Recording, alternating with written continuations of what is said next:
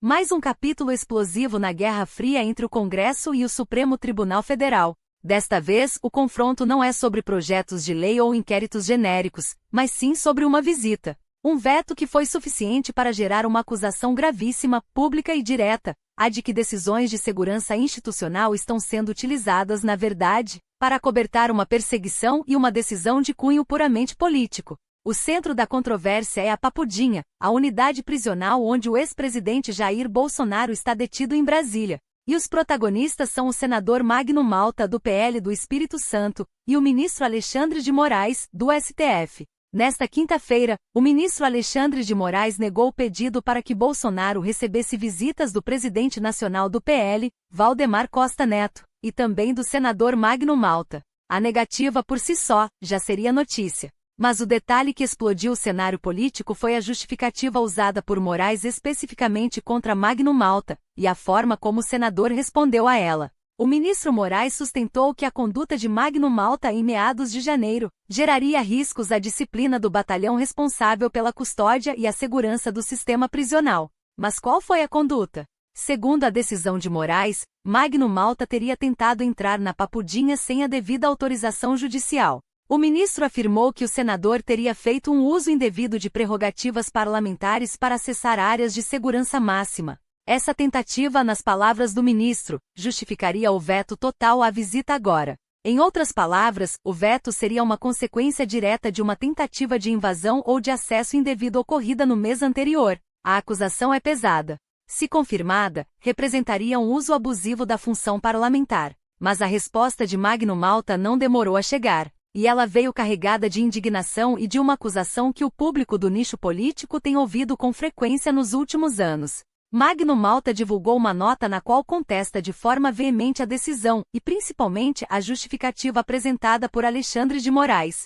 O senador afirma que a base factual da decisão de Moraes não encontra respaldo nos fatos. Malta narra o que realmente ocorreu no dia 17 de janeiro, que serviu de pretexto para o veto de hoje. Ele sustenta que esteve na Papudinha exclusivamente para obter informações sobre o ex-presidente. E aqui está o ponto de ruptura entre as narrativas. Magno Malta garante que, em momento algum, tentou invadir a unidade ou acessar qualquer área restrita. De acordo com o senador, ele se identificou formalmente na guarita da Papudinha. Conversou com o oficial responsável e com os oficiais de serviço, exatamente como exige o protocolo. E crucialmente permaneceu durante todo o tempo em uma área externa e regular da unidade prisional, sem sequer ingressar em dependências internas. Ele não tentou furar bloqueio. Ele não tentou entrar na cela. Ele buscou informações sobre o estado de saúde e custódia do ex-presidente, dentro dos limites da lei. O senador ainda usou um argumento lógico e factual para descredibilizar a acusação de invasão.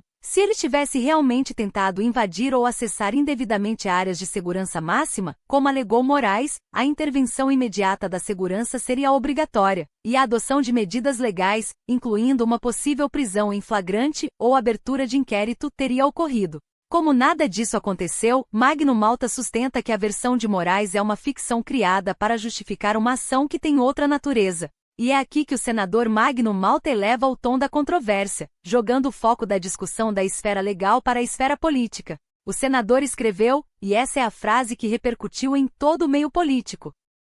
O indeferimento, portanto, não se sustenta em fato concreto, mas revela uma decisão de natureza política. Infelizmente, isso não causa surpresa, apenas confirma um padrão de conduta que vem sendo reiteradamente observado.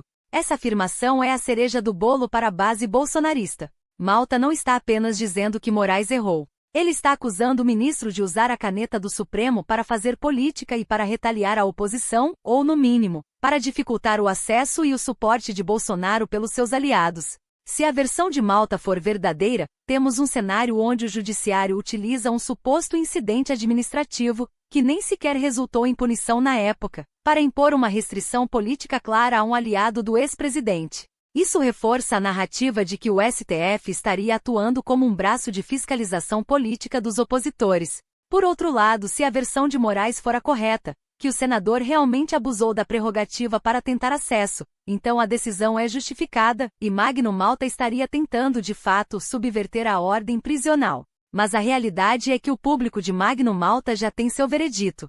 O padrão de conduta que ele denuncia, a ideia de que o Supremo estaria agindo politicamente contra o PL e os aliados de Bolsonaro, ganha mais um elemento factual, mesmo que controverso, para sustentar a tese de perseguição. O que está em jogo aqui é mais do que uma simples visita. É a dinâmica de poder e a percepção de imparcialidade do judiciário. Ao vetar a visita e usar como justificativa um episódio de janeiro, Moraes fornece a Magno Malta o palanque perfeito para denunciar a politização da justiça. A negativa de visitas a Bolsonaro tem um efeito prático: isola o ex-presidente e dificulta a coordenação de sua defesa política e jurídica, enquanto ele tenta se reestruturar e se defender dos diversos inquéritos em andamento. Magno Malta e Valdemar Costa Neto são peças-chave nessa articulação.